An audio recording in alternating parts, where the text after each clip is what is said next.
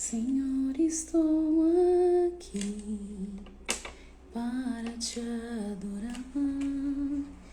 Em tua presença desejo estar.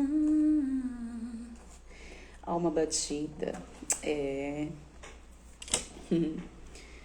Olha lá, estamos com o Wilson. A paz do Senhor. Felipe, bênção do Senhor. Gabi, glória a Deus por isso.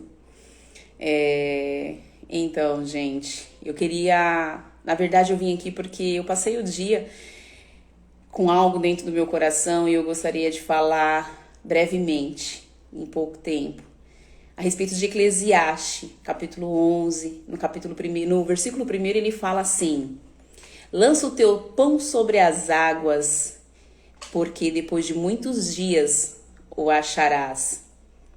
É uma frase tão simples, um versículo tão simples, sabe, pessoal, que muitas das vezes nós não entendemos. Lançar o pão sobre as águas. Na verdade, esse versículo está falando na questão de grão, porque se a gente for traduzir para o hebraico, que na verdade no hebraico não se trata de pão e sim de grão, né? E naquela época em que o Senhor deu aquela sabedoria maravilhosa para Salomão, e o que ele fazia? Muitas pessoas naquela época que eles faziam era o quê? Na época em que o rio Nilo ele transbordava, logo esse povo eles pegavam os grãos, né? Que é feito o pão, eles pegavam esses grãos e lançavam dentro do rio Nilo. E o que acontece? Dentro desse rio Nilo, esses grãos afundavam e lá ficavam soterrados. E engraçado que depois, quando chegava a época em que este grão ali soterrado com o rio Nilo, que ele se esvazia, na verdade, ele se recua, com isso esses grãos começam a brotar. E ali começa a colheita. E aquele povo todo ano fazia isso. Agora eu trago isso para nós. Quando o Senhor ele fala para nós lançarmos o nosso pão sobre as águas, ele quer dizer que é necessário nós fazermos pequenas coisas, sabe? É você plantar algo bom hoje, para que amanhã você tenha a devida colheita, não como consequência, mas como recompensa da parte do Senhor. Que nós não venhamos fazer como está no versículo 4. Porque se você for ler aqui no versículo 4, fala sobre aquele que muitas das vezes observa a nuvem, observa o vento, e o que acontece? Ele simplesmente, por observar o vento, ele não semeia nada. E aí você decorre o versículo e fala sobre aquele que olha as nuvens. Olha as nuvens e nada acontece. Nada ali cegará. E com isso, nada colherá. Nós hoje observamos tantas pessoas ali fazendo querer a vontade de Deus e paramos e falamos: Senhor, por que comigo não acontece? Por que eu não consigo ser assim? Por que eu não consigo agir assim? É exatamente por isso, porque você parou. Parou para observar. Se você tem o seu dia a dia trabalhando, cuidando dos seus afazeres, cuidando da sua família, cuidando da sua casa, cuidando do ministério, cuidando das suas coisas, cuidando das coisas de Deus, fazendo a obra do Senhor, evangelismo, você não consiga ter o tempo hábil para parar, para olhar para o lado. Porque o seu foco está naquilo que o Senhor colocou nas suas mãos. Se é sua família, se é seu trabalho, se é o ministério. Porque logo você está diante daquilo que você focou, está em foco, é o objetivo para a sua vida. Quando você para por muito tempo para observar muitas pessoas, logo você começa a se comparar com elas. E quando você começa a se comparar, isso vem dúvidas, causa dúvidas em você mesmo. E aí começa aquelas dúvidas mentais que vêm. Será? Será que eu nunca vou sair disso? Será que eu nunca vou conseguir? Por que fulano consegue e eu não consigo? É disso que se trata o versículo 4. Mas que nós venhamos começar ali no versículo 1 e ali ter a nossa confiança em Deus.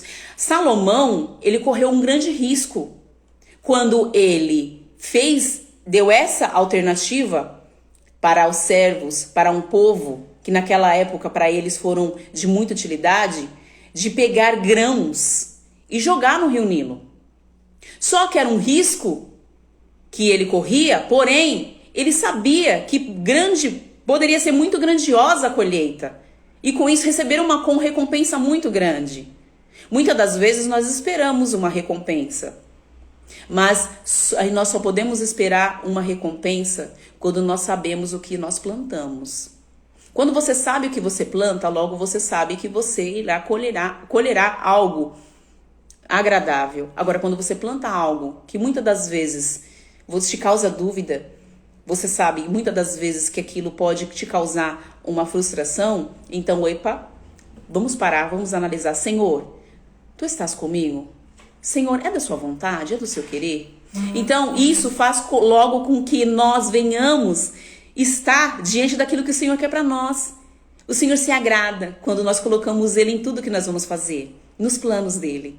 Então, eu queria dizer para você que a resposta maior vem de Deus. Não se preocupe com o que você vai colher, se preocupe com aquilo que você está plantando. Porque muitas das vezes nós nos preocupamos com o amanhã. Quem entende de plantação sabe o que eu estou falando. Quando você planta algo, você sabe que você tem que plantar e não simplesmente plantar. Você tem que plantar, você tem que regar, você tem que cuidar. Aquela terra ela tem que estar boa. E para isso é necessário um tempo. É necessário um tempo hábil. E é assim que o Senhor faz conosco. Muitas das vezes eu cantava um louvor que eu ficava frustrada, eu ficava triste. Eu até cheguei a comentar isso com um dos meus primos. Toda vez que cantava na igreja aquele louvor, Alma Batida, 193, é um louvor lindo, maravilhoso. Mas eu só senti aquele louvor no momento de tristeza. Mas é um louvor que fala conosco. É um louvor maravilhoso.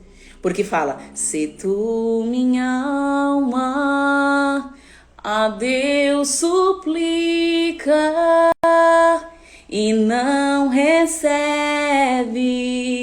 confiando fica em suas promessas, que são muito ricas e infalíveis para te valer. Olha só, o Senhor, Ele espera que nós venhamos esperar nele, confiar nele, viver a vontade agradável que é para Ele, né? Vivenciar aquilo. Mas para vivenciar é necessário que nós venhamos plantar algo bom, para que nós venhamos colher recompensas maravilhosas diante do Senhor.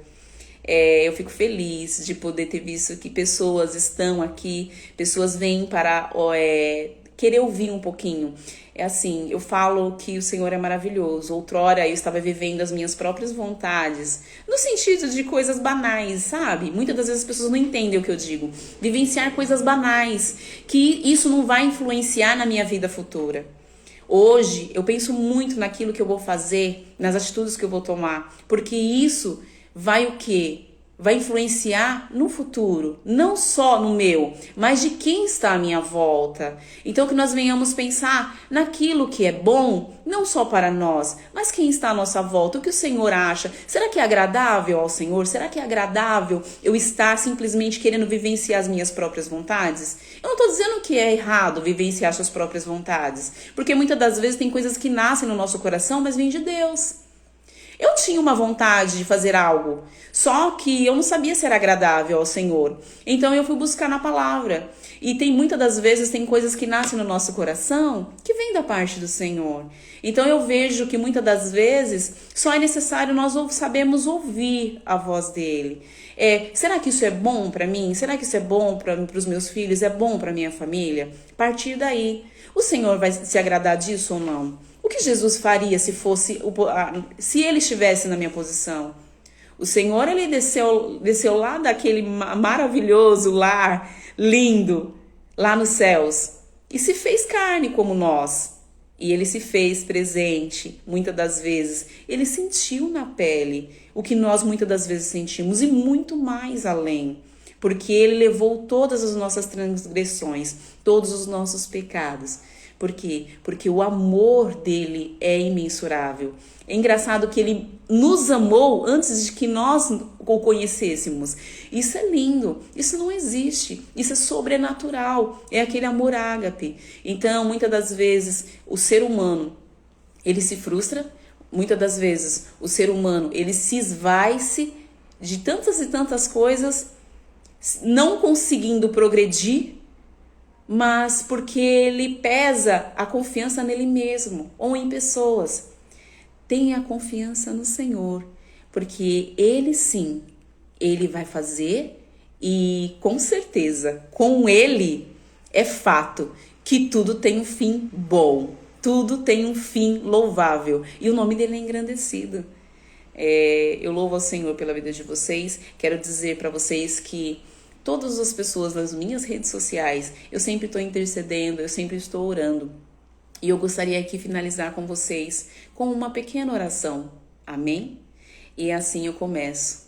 Senhor Jesus, eu estou aqui diante de Ti, ó Pai, grata por poder ter pessoas, ó Pai, em que sempre estão ali, ó Deus, me vendo, Senhor Jesus querido e santo. Ó Pai, e eu peço a Ti, Senhor Jesus, toma a frente, Senhor, da vida de cada um deles, ó Deus.